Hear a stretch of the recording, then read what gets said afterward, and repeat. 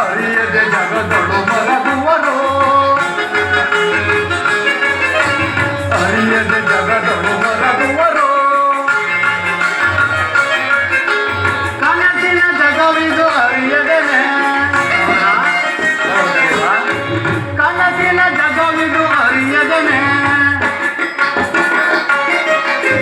ಧರೆಯ ಮಾನವ ಮೆರೆಯುತ್ತಲಿರುವನು, ಧರೆಯ ಮಾನವ ಮೆರೆಯುತ್ತಲಿರುವನು. ನಿರುತವು ಪರಿ ಪರಿ ವಿಧದಲ್ಲಿ ಬಾಳುತ್ತ,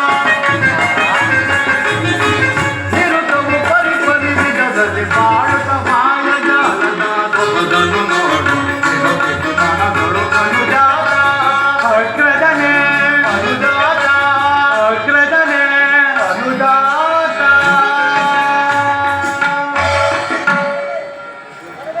ಅಗ್ರಜ ಬಲಭದ್ರದೇವ.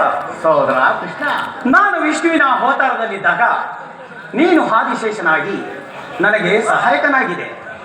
ಈಗ ದುಷ್ಟರ ನಾಶ, ಧರ್ಮ ಪರಿಪಾಲನೆ ಆಗಬೇಕಾದರೆ ಹಿಂದಿನಿಂದ ನೀನು ನನಗೆ ಸಹಾಯಕನಾಗಬೇಕು.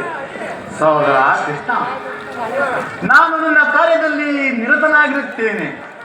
ಹೇಳು, ಮುಂದೆ ನಡೆಯಬೇಕಾದ ಕಾರ್ಯಕಲಾಪಗಳ ಸಮಾಚಾರವೇನು ಕೃಷ್ಣ? ಸಮಾಚಾರವೇನು ಅಗ್ರಜ? ಮುಂದಿನ ಭವಿಷ್ಯ ನಿನಗೆ ತಿಳಿಯುವುದು. ನೀನು ದ್ವಾರಕೆಯ ಸಿಂಹಾಸನವೇರಿ ರಾಜ್ಯಭಾರ ಮಾಡು. ನಾನು ರುಕ್ಮಿಣಿಯನ್ನು ಕಂಡು ಮುಂದಿನ ಆಲೋಚನೆಯನ್ನು ಮಾಡುತ್ತೇನೆ. ಸಹೋದರ ಕೃಷ್ಣ, ನಿನ್ನ ಸಲಹೆಯಂತೆ ನಾನು ನಿನಗೆ ಸಹಾಯ ಮಾಡುತ್ತೇನೆ. ಆದರೆ ರುಕ್ಮಿಣಿಯ ಸರಸ ಸಲ್ಲಾಪವನ್ನಾಡುತ್ತಾ ಈ ಪ್ರಪಂಚವನ್ನೇ ಮರೆಯಬೇಡ. ಅಗ್ರಜ ಬಲಭದ್ರದೇವ.